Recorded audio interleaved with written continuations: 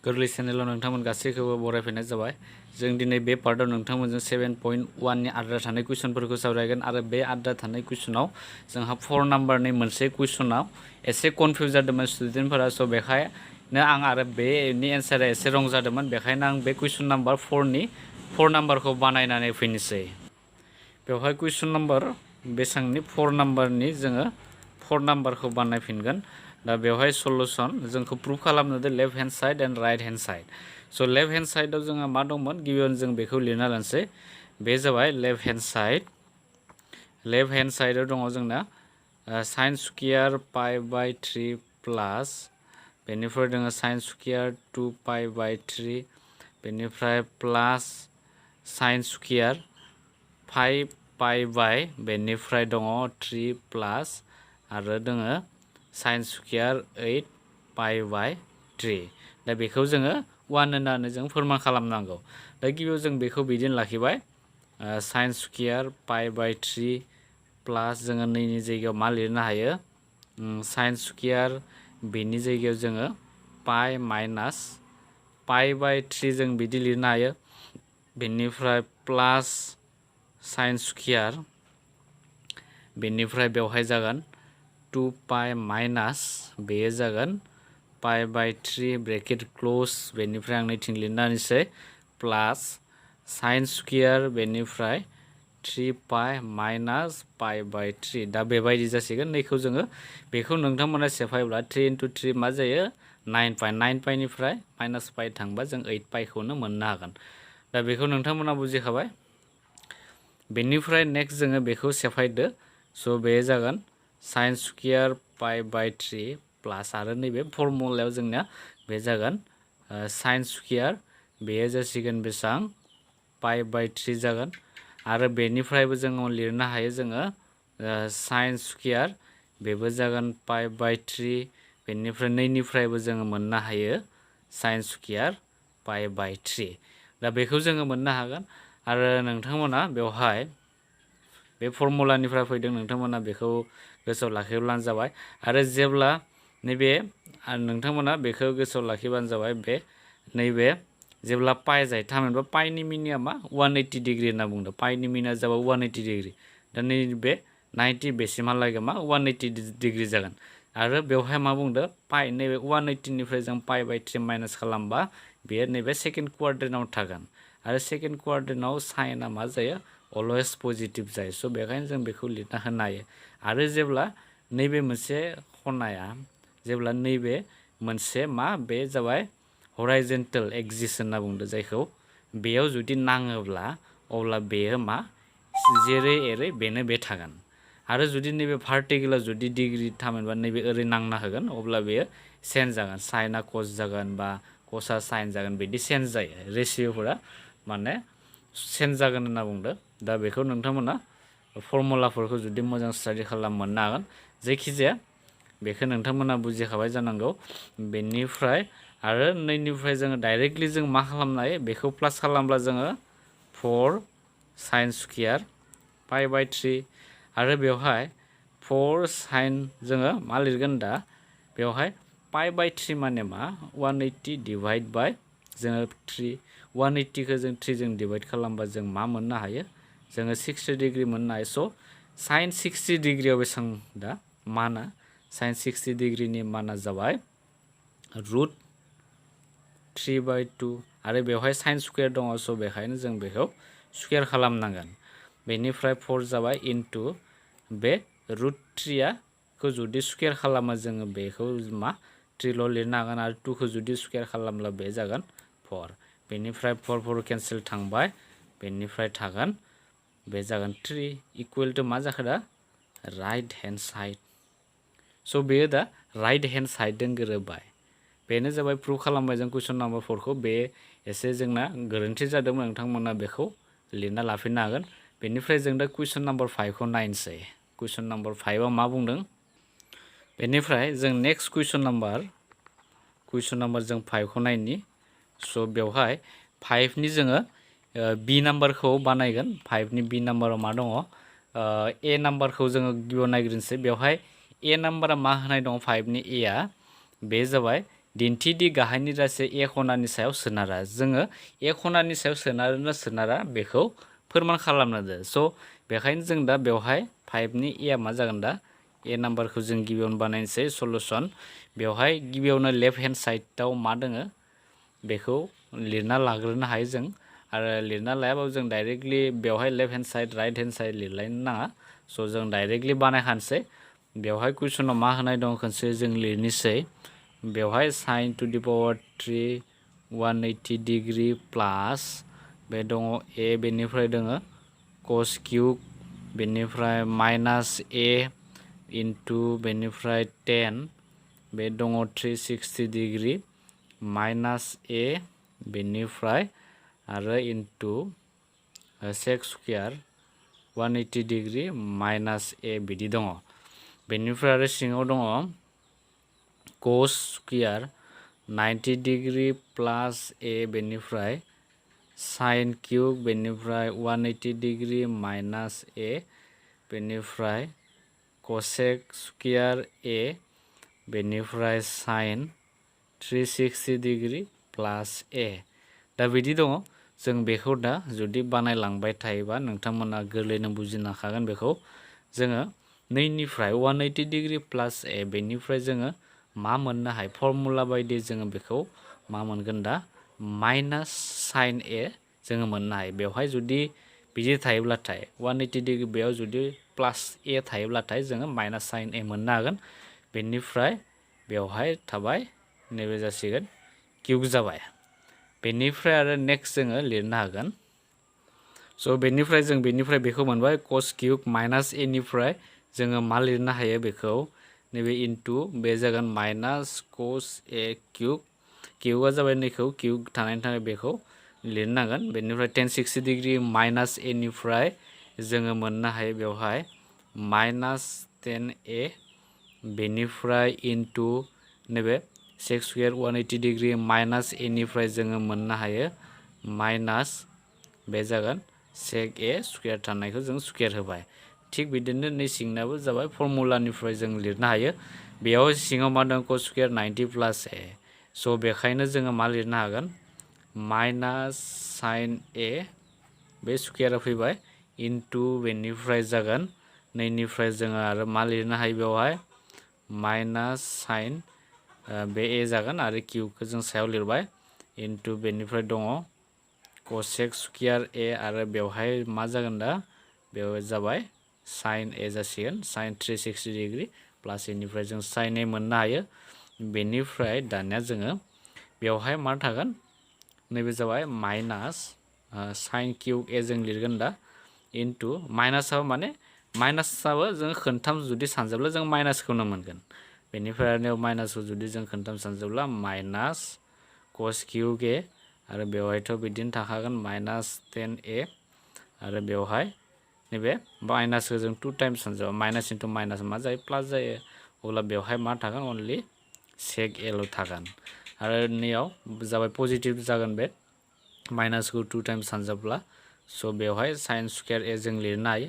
आरो माइनासखौ जुदि खोनथाम सानजोबला जों बेयाव नेगेटिभ मोनगोन माइनास sin क्यूब ए जों लिरनो हायो बेनिफ्राय cosec स्क्वायर ए बेनिफ्राय sin ए फैबाय बेनिफ्राय आरो नेक्स्ट जोङो माइनास ए प्लास आरो बेवहाय मोनसे माइनास थागोन स' बेखायनो जोंनियाव मा लिरनो हायो sin क्यूब ए बेनिफ्राय cos क्यूब ए बेवहाय थागोन माइनास 10 ए खौनो जों लाखिथ'बाय बेनिफ्राय sec ए आरो सिङाव मा थागोन सिङावबो जोंहा बिदि लिरनो हायो जों बेखौनो लिरफिनसै बे जाबाय sin स्क्वायर ए बेनिफ्राय माइनास sin क्यूब ए बेनिफ्राय मा दङ बे दङ cosec स्क्वायर ए आरो sin ए दा बेखौ जों लिरबाय बेनिफ्राय जों दा नेक्स्ट मा खालामगोन नैबे sin क्यूब ए बेनिफ्राय नै sin स्क्वायर आरो बेखिनिखौ जोङो दाननो हागोन स' नैबे sin क्यूब आरो बेजों sin क्यूबानो जाखागोन बे सानजोबला बेनिफ्राय आरो मा थाखो बेवहाय आं माइनासखौ सिगांथिं लिरना होनोसै नै माइनासखौ बेनिफ्राय cos क्यूब ए खौ जों बिदि लाखिबाय cos क्यूब ए इनटु नैबे 10 ए नि जायगायाव जों मा लिरनो हायो 10 ए नि जायगायाव जोङो sin A bye cos a लिरनाय फर्मुलानिफ्राय फैबाय बेनिफ्राय sec a नि जायगायाव जोङो मा लिरनो हागोन 1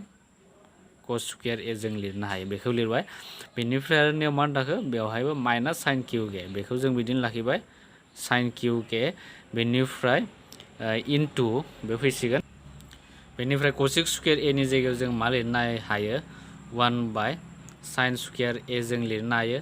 स' बेबायदि जोङो लिरनो हागोन बे गासैबो फर्मुलानिफ्राय फैदों बेनिफ्राय नेक्स्ट जोङो मा खालामगोन दा नेक्स्ट स' नेक्स्ट जोङो बेखौ दाननो हायो दा नैयाव cos स्क्वायर a थामहिनबा बेजों सानजाब्ला मा जागोन cos क्यूब a खौनो जों मोननो हागोन बेनिफ्राय बेजों थांबाय माइनास बेनिफ्राय आरो बेवहाय जोङो मोनसे मा खालामनो हागोन बेवहाय sin स्क्वायर थामहिनबा नैयाव सायाव मा थाखो नैबे माइनास sin a थाबाय आरो सिङावबो नैबे sin स्क्वायर a आरो sin क्यूब a बे मोनसे दाननाय थांबाय बेखायनो मा थागोन सिङाव sin a थागोन सिङावबो बेनिफ्राय बे थांबाय आरो जोबथारनायाव मा मोनगोन जोङो जोबथारनायाव जोङो 1 खौ जोङो मोननो हागोन स' जों 1 मोनबाय आरो जोबथारनायाव मा लिरनो हायो देयारफर 1 मोननायनि थाखाय जों बेखौ मा लिरनो हायो होनाय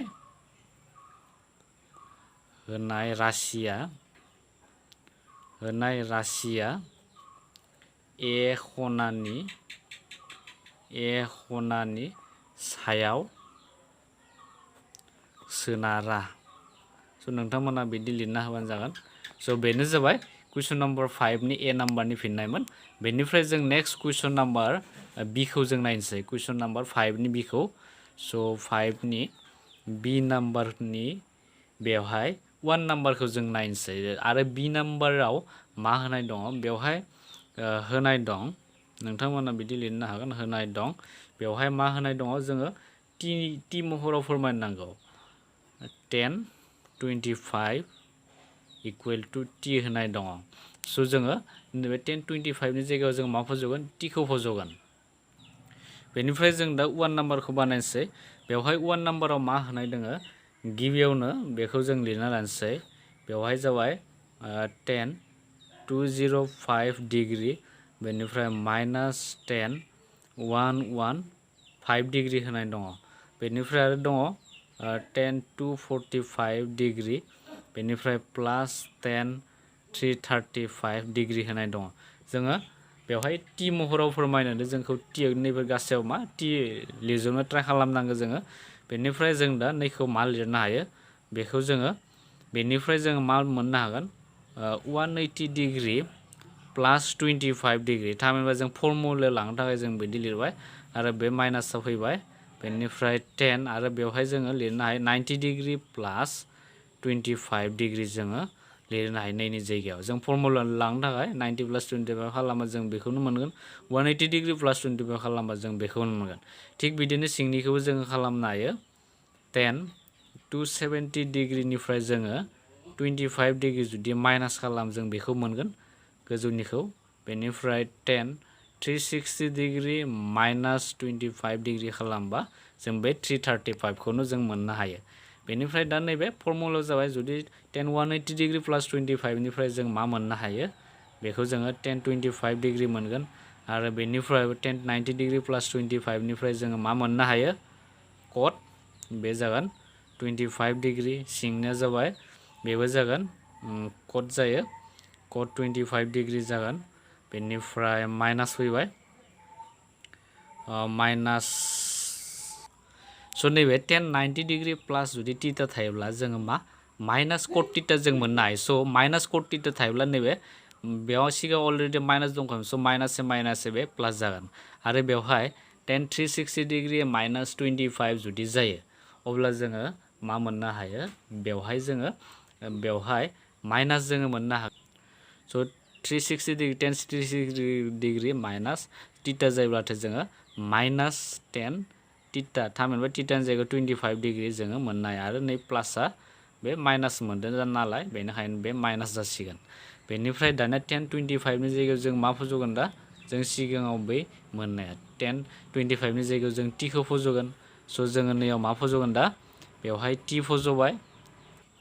बेवहाय जों 10 25 नि जायगायाव टि फज'नो हायो आरो प्लास कट 25 नि जायगायाव जों मा लिरनो हागोन 1/25 10 25 डिग्री जों लिरनो हायो बे फर्मुलानिफ्राय फैदों बेनिफ्राय cot 25 नि जायगायाव जों 1/10 25 डिग्री लिरनो हायो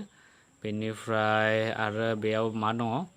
स' जोङो नैयाव बेखौ लिराबाबो जों डाइरेक्टलि नैयाव 10 खौनो लिरथ'ना लानोसै बेनिफ्राय जोङो बे t खौ फज'नो हागोन 10 25 डिग्री बेनिफ्राय माइनास बे दङ 10 25 डिग्री दानिया जोङो गासैबो 10 25 खालामजोबना लाबाय दानिया जोङो t खौ फज'दो 10 25 नि जायगायाव जों t फज'बाय बेनिफ्राय प्लास बेथिं जागोन 1/t बेवहायबो जागोन 1/t माइनास 1/t जाबाय बेनिफ्राय जों दा बेखौ सल्भ खालामदो बे जासिगोन सल्भ खालामबा बे जागोन बेसेबां बे सिंना जाबाय t बे t जों t स्क्वायर प्लास 1 सिंनायावबो मा जागोन दा नैबे सिङावबो जोङो लिरनो हायो नैबे 1 जाया बे t ल'सो जायो बे t आ नैयाव जागोन बेनिफ्राय t बे जागोन 1 माइनास t स्क्वायर जागोन बेनिफ्राय जों नेक्स्ट मा खालामगोन दा नैबे t बे t केन्सेल खालामनो हायो सायाव मा थाखो t स्क्वायर प्लास 1 आरो सिङाव थाबाय 1 माइनास t स्क्वायर आरो बेनिफ्राय जों जुदि मोजाङै एरेन्ज खालामना लिरनो गोसोबा जों नै 1 खौ जों सिगाङाव लिरनो हायो 1 प्लास t स्क्वायर आरो बे जागोन 1 माइनास t स्क्वायर स' दिहुननो गोनां जाफिननाय बेनो जाबाय बे जोङो t नि महराव फोरमायनाय जाबाय बेनिफ्राय नोंथांमोना बे कुइसन नाम्बार 5 नि बी नाम्बारनि बे सेकेन्ड कुइसन नाम्बारखौ बानायनो नाजा बे सेकेन्ड नाम्बारखौबो बेबायदिनो बानायनो नांगौ आसा खालाम नोंथांमोना बेखौ नायनो बानायनो हाखागोन बेनिफ्राय जों नेक्स्ट कुइसनखौ नायनोसै बेनिफ्राय नेक्स्ट कुइसन नाम्बार 6 बे कुइसन नाम्बार 6 नि सलुसना मा जागोन दा जों कुइसन नाम्बार 6 नि 1 नाम्बारखौ जों बानायनोसै 1 नाम्बारनि सलुसनखौ जों गिबियावनो बानायजेनगोन दा बेवहाय बेखौ कुइसनखौ गिबियावनो बुजिग्रोनांगोन मा सोंदों बेवहाय थाफानाय खनानि 3 खना सुवारि मावसोलु बाहायना गाहायनि समानथायफोरनिफ्राय टिटा दिहुननो होदों जोंखौ टिटानि मानखौ दिहुननो होदों खनानि मानफोरखौ दिहुननो होदों बेनिफ्राय जों दा 1 नाम्बारखौ बानायनोसै दा 1 नाम्बाराव मा दङ बेवहाय दङ sin टिटा इक्वल टु 1/2 दङ आरो बेवहाय मोनसे कन्डिसन होनाय दङ कन्डिसना जाबाय बे मोनसे कन्डिसना जाबाय 0 डिग्री आरो बे 360 डिग्री होनाय दं थामहिनबा नैबे टिटानि माना जागोन 0 डिग्री आरो 360 डिग्रीनि गेजेराव जानो नांगौ दा बेबायदि मोनसे कन्डिसन होनाय दङ दा बेनिफ्राय जोङो आरो मोनथिगौ स' जोङो मा लिरनो हायो sin टिटा आरो 1/2 माने मा 1/2 माने साइन जोङो 30 डिग्रीयाव जोङो 1/2 मोननो हायो बेनिफ्राय साइन केन्सेल थांबाय बेनिफ्राय टिटा इक्वल टु बेसेबां थाखो 30 डिग्रीखौ जों मोननो हाबाय बेनिफ्राय आरो बे मोनसे जों टिटाखौ मोनबाय आरो गुबुन मोनसे जों माबोरै खालामगोन दा गुबुन मोनसे थिग बिदिनो जोङो साइन टिटा जों नैनिफ्राय स्टार्ट खालामफिनसै साइन टिटा आरो साइन 30 डिग्री दा जों साइन 30 डिग्रीखौ जोङो माबायदि लिरनो हायो बेखौ नाय साइन 180 डिग्री माइनास 150 डिग्री जोङो लिरनो हायो बे 180 डिग्रीनिफ्राय माइनास 150 खालामबा जों 30 डिग्रीखौ मोननो हागोन बेनिफ्राय साइन 180 डिग्री माइनास 150 डिग्री जों मा मोननो हायो फर्मुला बायदियै जोङो बेखौ मोननो हागोन साइन 150 डिग्री आरो बेथिं मा थाखो साइन टिटा बेनिफ्राय साइन केन्सेल थांबाय बेनिफ्राय टिटा इक्वल टु 150 डिग्री जाबाय अब्ला मा जाखो दा देयरफोर टिटा इक्वल टु मा जागोन 30 डिग्री आरो 150 डिग्रीया जाबाय टिटानि दिहुननो गोनां मान दा जोबोर गोरलै बेखौ नोंथांमोना हाखागोन बेनिफ्राय कुइसन नाम्बार 2 खौ नोंथांमोना बानायनो नाजा बेनिफ्राय कुइसन नाम्बार 3 खौ नायनोसै बेवहाय 6 नाम्बारनि 3 नाम्बाराव होनाय दङ 3 नाम्बारनि सलुसना जागोन बेवहाय जाबाय 10 टिटा इक्वल टु माइनास √/3 होनाय दङ दा आरो बेथिं मोनसे कन्डिसन होनाय दङ बे जाबाय टिटाया जाबाय मानि गेजेराव थानो नांगौ बे 0 आरो 360 डिग्रीनि गेजेराव थानो नांगौ जों सिगाङाव बानायनाय बायदिनो जों बेखौ बानायनो हायो आरो बेवहाय जोङो मा लिरनो हायो 10 टिटा इक्वल टु बे माइनासखौ जों बे सिगांथिं लिरबाय बेनिफ्राय √3 माने मा 1060 डिग्रीयाव जोङो √3 मोननो हायो बेनिफ्राय जोङो मा लिरगोन दायो आरो बेनिफ्राय जोङो नैबेनिफ्राय जोङो बेखौ 180 डिग्री माइनास बे जासिगोन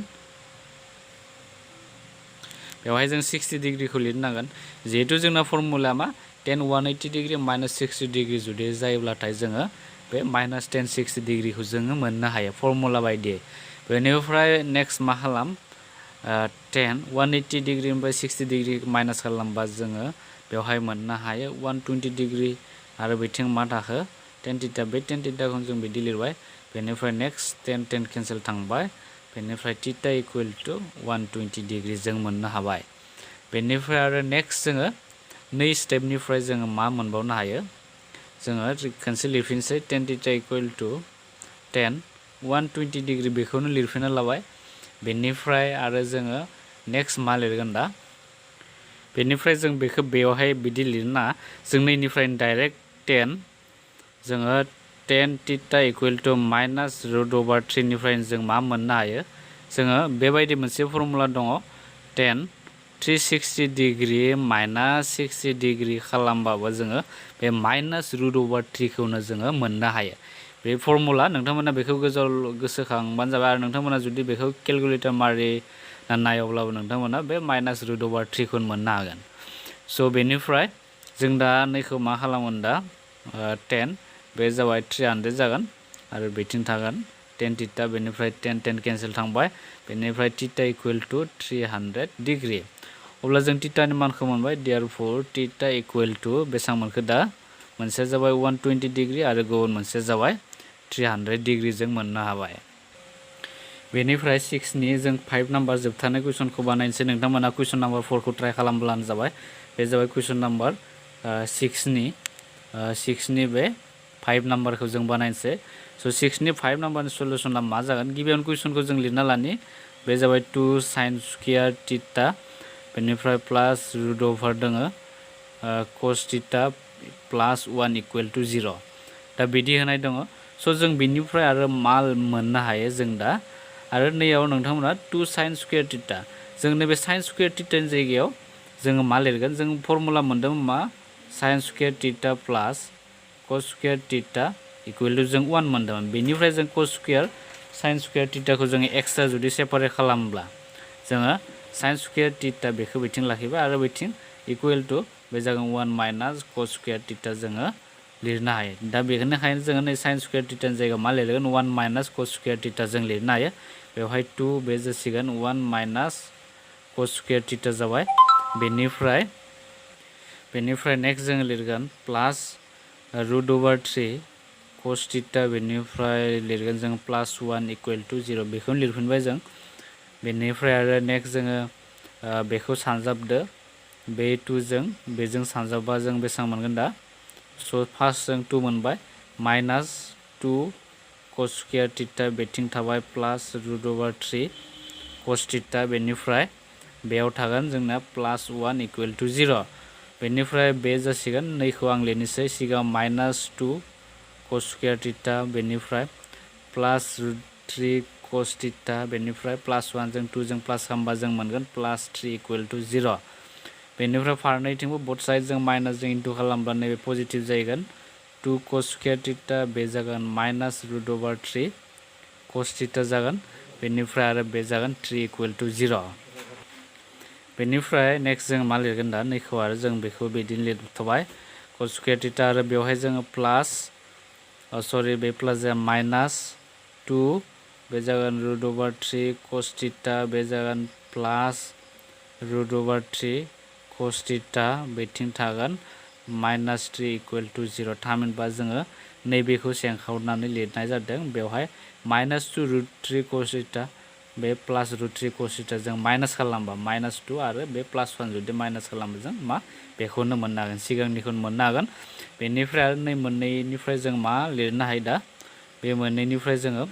2 कस जोङो कमन लानो हागोन 2 कसखौ जोङो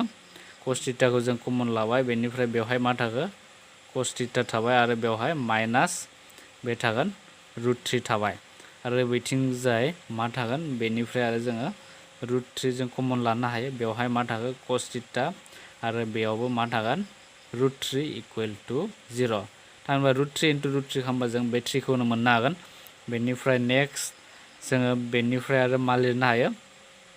बेवहाय जाबाय cos theta minus root over 3 bracket close आरो मा थाखो 2 कस थिटा बेनिफ्राय बे फैसिगोन प्लास route over 3 equal to 0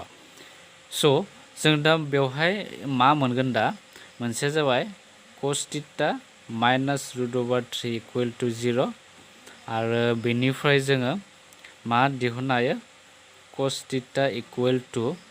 route over 3 थामहिनबा जों नैबे बेखौ लाथावनो हाया जों cos थीटानि माना जेब्लाबो मा रुट 3 थामहिनबा थीटानि नैबे cosनि जायखिजाया डिग्रीनि माना रुट 3 जानो हाया बेखायनो जोङो बेखौ मा लिरजाया होनना लिरनो हायो बेखौ बाहायजाया होनना लिरनांगोन बेनिफ्राय आरो गुबुन मोनसे जाबाय बेयाव मा दङ 2 cos थीटा प्लास रुट अभार 3 दा बिदि दङ बेनिफ्राय जोङो मा मोननो हायो इकुवेल टु 0 होनांगोन बेनिफ्राय बेवहाय थाबाय 2 cos थीटा बेथिं थाबाय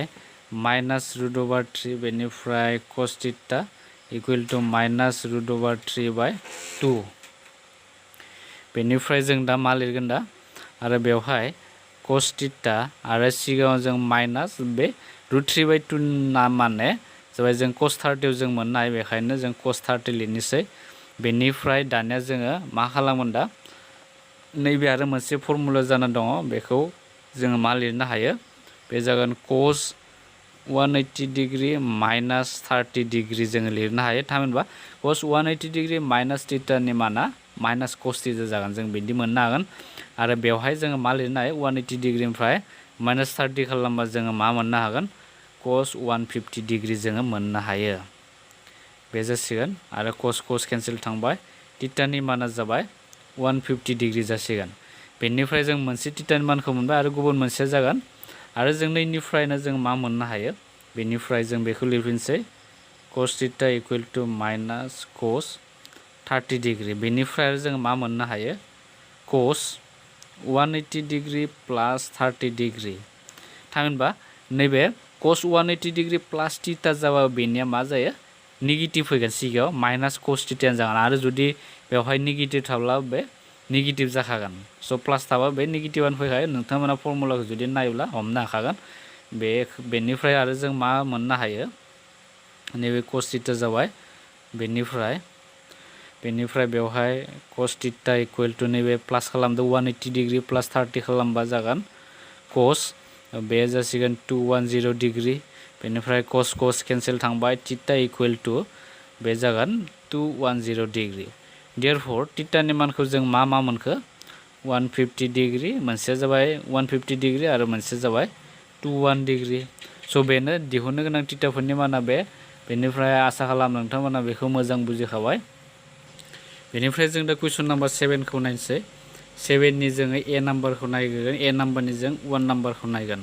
स' 1 नाम्बाराव मा बुंदों बेवहाय कुइसना मा बुंदों ए बि सि मोनसे आखान्थिनि थामनि खनाफोर जायोब्ला दिन्थिदि नाम्बार 1आव दङ 10a plus b plus 10c equal to 0 जोङो 0 होननानै फोरमान खालामनांगौ आरो जों मिथिगौ बेवहाय जोङो लिरनो हायो जों गिबियावनो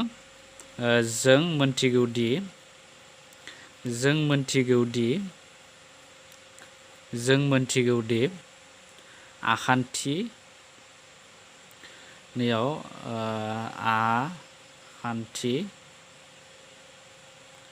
आखान्थि थामनि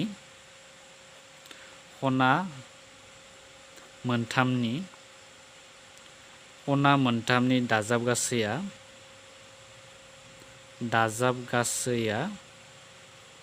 180 डिग्री होननानै जों बयबो मिथिगौ दा बेखायनो बेवहाय मोनसे आखान्थि थामनि खनाफोर होनाय दङ ए बि सि होनाय दङ आरो बेनिखायनो जों मा लिरनो हायो ए प्लास बि प्लास सि इकुवेल टु जोङो 180 डिग्री जों लिरनो हायो नैबे एआ जाबाय आखान्थि थामनि खना मोनसे नैबे जाबाय आखान्थि थामनि गुबुन मोनसे खना नैबे सिया जाबाय गुबुन मोनसे खना बेनिफ्राय जों दा ए प्लास बिखौ फारसेथिं लाखिनानै बेनिफ्राय 180 डिग्री माइनास सि जों बे सिखौ राइट साइडथिं लांबा बेबायदि जाबाय बेनिफ्राय जों फारनैथिंबो मा 10 जों सानजाबनोसै ए प्लास बि आरो बिथिंबो मा जागोन 10 180 डिग्री माइनास सि खालामबाय जों फारनैथिंबो 10खौ जों सानजाबनो हाबाय बेनिफ्राय दा नैयाव जों मा मोनगोन 10 ए प्लास बि आरो बेनिफ्राय जों 10 180 डिग्री माइनास सिनि माना मा जायो बे जागोन माइनास 10 सि जायो आरो जों बेखौ नै लेफ्ट साइडथिं लाबोबा मा जागोन 10 बे जागोन ए प्लास बि आरो बे जागोन माइनासा प्लास जागोन लेफ्ट साइडथिं लाबोबा आगसिथिं लाबोबा बे जागोन 10c आरो बेथिं मा थाखो इकुवेल टु 0 स' जोंना मा फोरमान जाबाय बे फोरमान जाबाय होनना नोंथांमोना लिरनानै होनो हायो स' बेनो जोबोर गोरलै बेनिफ्राय जों दा बे 7नि ए नाम्बारनि जोङो बे नाम्बार 3 खौ जों बानायनोसै नोंथांमोना कुइसन नाम्बार 2 खौ बानाय नाजा बेवहाय साइन बी प्लास सी दङ जों जेरैबायदि बे सिगाङाव बानायदोंमोन बेबायदि बानाय नाजाबानो जाबाय बेवहाय जोङो डाइरेक्टलि मा लिरसिगोन दा स' बेवहायबो जों सिगांनि बायदि लिरनो नांगोन स' लेफ्ट हेन्ड साइडआव मा दङ दा बेयाव सलुसना मा जागोन लेफ्ट हेन्ड साइडआव जों लेफ्ट हेन्ड साइडनिखौ गिबियाव लिरनोसै बेवहाय दङ 10 पाइ माइनास ए बेनिफ्राय दङ प्लास 10 2 पाइ माइनास ए बेनिफ्राय प्लास 10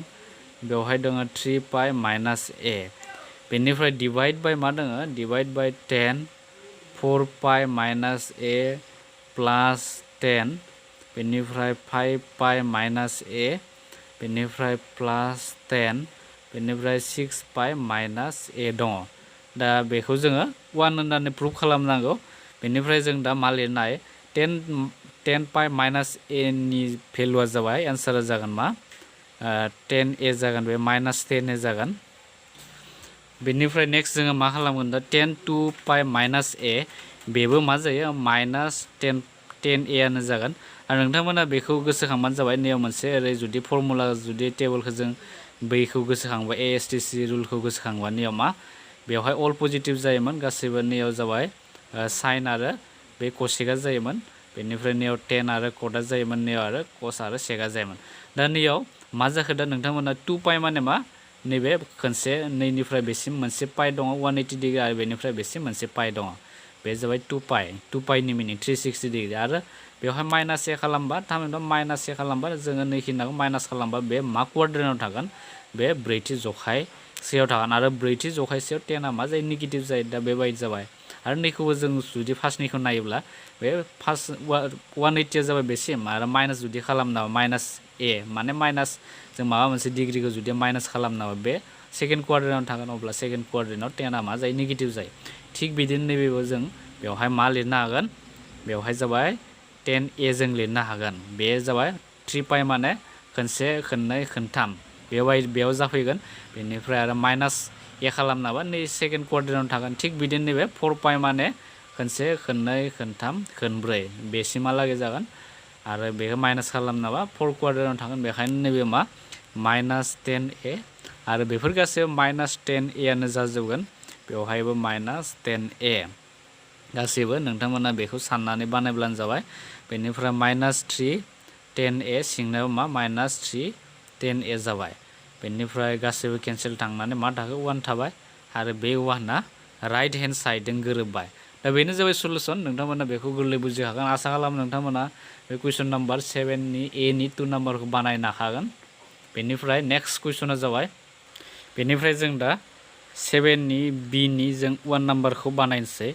बे सलुसना मा जागोन दा 7नि बि नि 1 नाम्बार सलुसन बेवहाय कुइसना मा होदों जोंखौ फोरमान खालामनो बेखौ बेवहाय मोनसे आखान्थिब्रैनि खनाफोरा ए बि सि डि जायोब्ला दिन्थिदि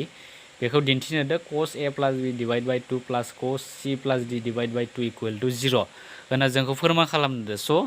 जों आरो बेवहाय आखान्थिब्रै होनना बुंदों जों आखान्थिब्रै माने मिन्थिखागौ मा आखान्थिब्रैयाव गासै 360 डिग्री थायो आरो बेवहाय नोंथांमोना होनाय दं होनना लिरनो हायो होनाय दं आखान्थि ब्रैनि खनाफोरनि दाजाब गासैया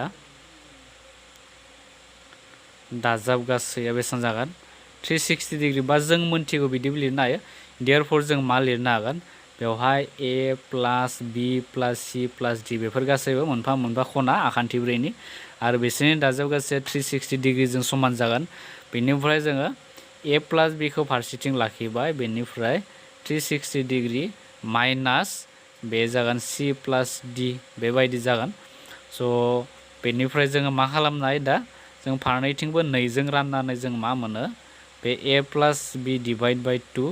आरो नैखौ जोङो 2 जों रानोबा मा जागोन बे 180 डिग्री जागोन माइनास जों सि प्लास डि खौबो जोङो मा 2 जों रानबाय गासैखौबो जों 2 जों रानबाय 180 डिग्री 360 खौ जों 2 जों रानबा 180 जागोन बेखौ बयबो मिथिखायो बेनिफ्राय आरो नेक्स्ट जोङो मा खालाम गासैथिंबो जोङो cos थीटा जों सानजागोन बेवहाय cos बे जागोन a plus b divide by 2 equal to नैबेबो जासिगोन cos बे जागोन 180 डिग्री माइनास बे जागोन c plus d divide by 2 बे जाबाय बेनिफ्राय दा नैबे मा जागोन बे बिदिनो थागोन cos a plus b divide by 2 आरो नैबे जासिगोन जोंना बेसां बे फर्मुला हिसाबै जोंना फैगोन बे माइनास cos बे जागोन c plus d divide by 2 दा फर्मुलानिफ्राय फैदों बे जाबाय नोंथांमोना बेखौ c plus d नि जायगायाव थीटा होनना सानना ला cos स' जों cos 180 डिग्री माइनास थीटानि जायगायाव जों मा लिरनो हायो जों बेखौनो लिरनो हागोन स' बेबायदि जाबाय बेनिफ्राय जों दा नैखौ बिथिं लाना फैदो cos a plus b divide by 2 बेनिफ्राय प्लास जासिगोन plus cos c plus d divide by 2 equal to 0 आरो जों राइट हेन्ड साइडजों मा प्रुफ खालामबाय equal to right hand side बा प्रुफ होनना लिरनो हागोन नोंथांमोना फोरमान खालामबाय बेनिफ्राय नोंथांमोना 7नि b नि 2 नाम्बारखौ बानायनो नाजाय 2 नाम्बाराव बिदिनो सेम स' बेनोमोन 7.1 नि एक्सारसाइजनि सोंलुनि सलुसनफोरा बेनिफ्राय जों उननि पार्टआव जों 7.2 खौ डिसकास खालामगोन आरो जायफोर फरायसा बिथांमोना बे चेनेलाव गोदान बिथांमोना चेनेलखौ साबस्क्राइब खालामना ला जाहाथे जों फोसावनाय भिडिअफोरखौ नोंथांमोना मोननो हायो आरो बेबायदिनो न'आव थानानैनो अनलाइननि गेजेरजों जों सोलोंनो हायो थेंक इउ फर वाचिं स' नोंथांमोना नुनो मोनबाय दे नै भिडिअआ जोंनिया माबोरै जाखो स' नोंथांमोना जुदि भिडिअखौ जुदि मोजां मोनदोंब्ला बा सोलोंनाय बायदि मोनदोंब्ला नोंथांमोना प्लिज जोंनो अननानै नोंथांमोना लाइक बटनखौ थुनानै हो आरो मायबाफोर सोंनो दङब्ला नोंथांमोना कमेन्ट बक्सआव सोंनो हागोन सिम्पलि जों नोंथांमोननि एन्सारखौ सानफ्रोमबो होनो गारनाय थाबैनो होनो गारनाय जों सानफ्रोमबो रेडिखा नोंथांमोना बेबायदिनो जोंनो सोंहरबाय थानो हागोन आरो नोंथाङा जुदि चेनेलाव जुदि गोदानबा जोंखौ सापर्ट खालामोबा नोंथांमोना चेनेलखौ साबस्क्राइब खालामना हो आरो बे नटिफिकेशन बेलखौ थुनानै हो जाहाथे गोदान भिडिअ होनायखौ नोंथाङा नुनो मोनो स' बे भिडिअनि गेजेरजों जों नोंथांमोननिफ्राय दा बिदाय लानोसै गोदान भिडिअ नोंथांखौ जोङो थाबैनो लोगो मोनफिनगोन होननानै बे भिडिअनिफ्राय बिदाय लानोसै स' गोजोनथों लोगोफोर बाय बाय